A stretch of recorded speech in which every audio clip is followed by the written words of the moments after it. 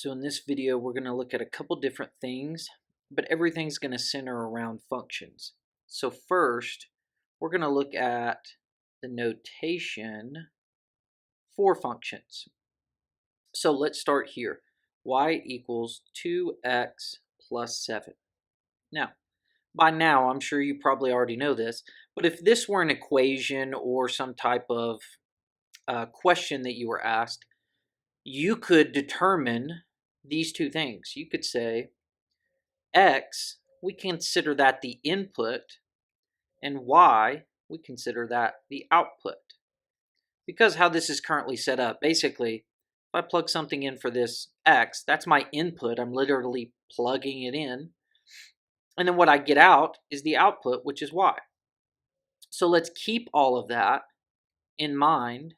But now function notation, we're essentially going to take this y and replace it with f of x, because we're essentially saying that y is a function of x. So essentially, when you see f of x, it's kind of like the same thing as y. So y and f of x essentially mean the same thing. X is the input and y is the output, or f of x is the output. Okay, so in the past, you've probably heard this also. Essentially, a function is literally just like a mechanism, and you plug something into it, and then you get out a result. So once again, it's almost like this big machine, and like currently, our machine is 2x plus 7. If we plug in an x value into that machine or into that function, it's going to shoot us out something that's f of x, that's the output. So it's that simple. That's how a function works. And the notation for a function, once again, is you're going to see f of x, or you could see like g of x or h of x. Essentially, those are all the same thing as outputs. Okay, those are just outputs, and essentially we're saying the function is dictated by whatever this x value is. So this is the output, f of x, and then whatever you plug in, we'll just call that x. That's the input. All right, so that's just the basic part of the notation. Now let's actually look at evaluating. So like let's say, once again, I have f of x equals, and we'll say 2x plus 7 again. But now I ask you to find, well, what is f of negative 3? All right, so you're probably wondering, well, what the heck is this over here? What does this even mean? Now, f of negative 3 is the same thing as f of x, but if you notice, we took this x and we replaced it with negative 3. The good thing for you is, if you look at it that way, essentially that just means take negative 3. If it's replacing where x was in our function notation, it's going to replace where x was in the actual function. So if you see f of 3 or f of negative 3 or f of 0, f of 5, it's basically saying plug that value into the parentheses in for x into your entire function. So now let's back up again. So we're going to take negative 3 and plug that in for x. So f of negative 3 would be equal to 2 times negative 3, because once again, we're just replacing negative 3 or x with negative 3 plus 7. So then f of negative 3, let's see, this is going to be negative 6 plus 7 is just 1. So f of negative 3 is just 1. So this is another way of them telling you, hey, I want you to input negative 3 into the function, and then what you get out, which I don't know why I can't spell input, what you get out down here, this 1 would actually be the output. So once again, we're still just playing this game of input-output. Now let's look at another example. Let's say I were to give you a function that looks like this. F of x equals, we'll say, negative 5x minus 14. And I want you to find f of negative 9. So pause the video, see if you can figure that out. So once again, I'm given f, but instead of f of x, it says f of negative 9. So once again, all that means is if it replaces x in this parentheses, it's going to replace it in the function. They're basically saying, what's the output when the input, or x, is negative 9?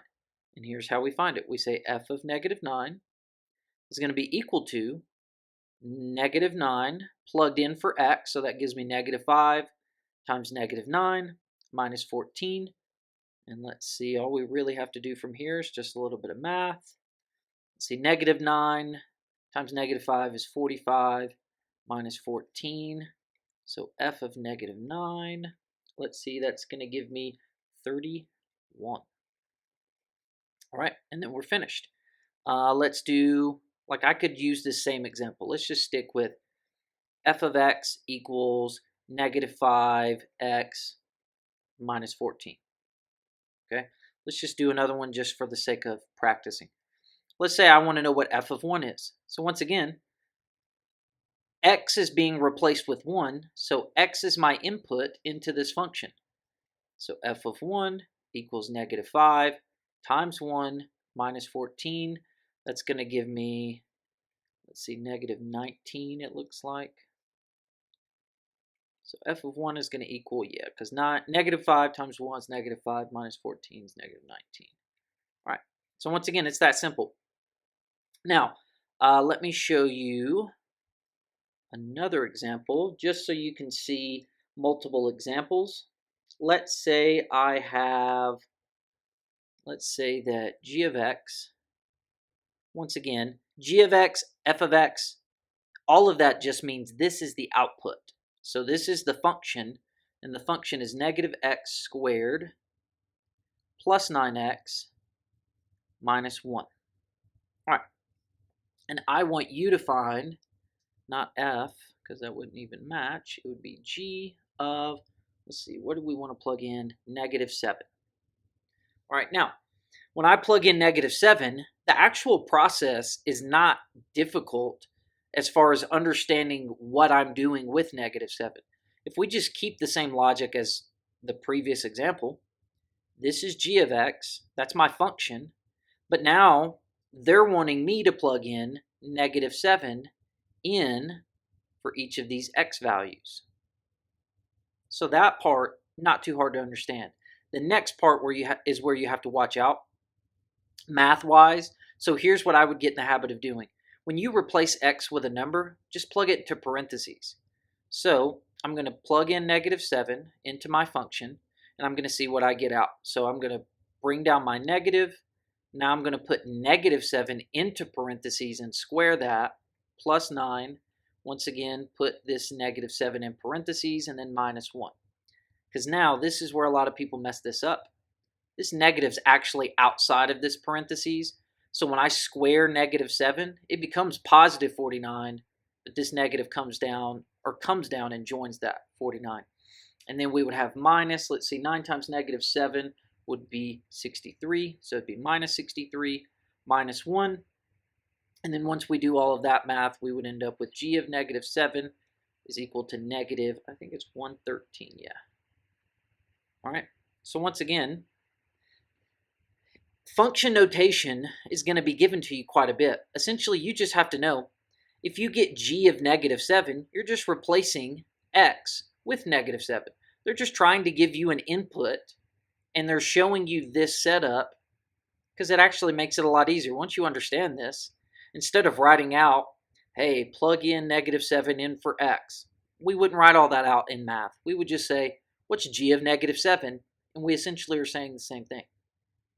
All right, so now let's look at one last setup you may get, and that setup is going to look something like this. Let's say that f of x is equal to 3x plus 19. Now, I'm going to ask a question, but it's going to be a little bit different. I'm not going to ask what is f of something. I'm not going to do that. What I'm going to do is I'm going to tell you what f of x is equal to. All right? Now, if I say f of x is equal to 34, and then I say find x, I've seen a lot of people struggle with this example, but let's try to think about what we have going on here. When I say f of x is equal to 34, what I'm really saying is y is equal to 34. So I'm saying the output is equal to 34. And remember, we said y and f of x are pretty much the same thing. They're both outputs.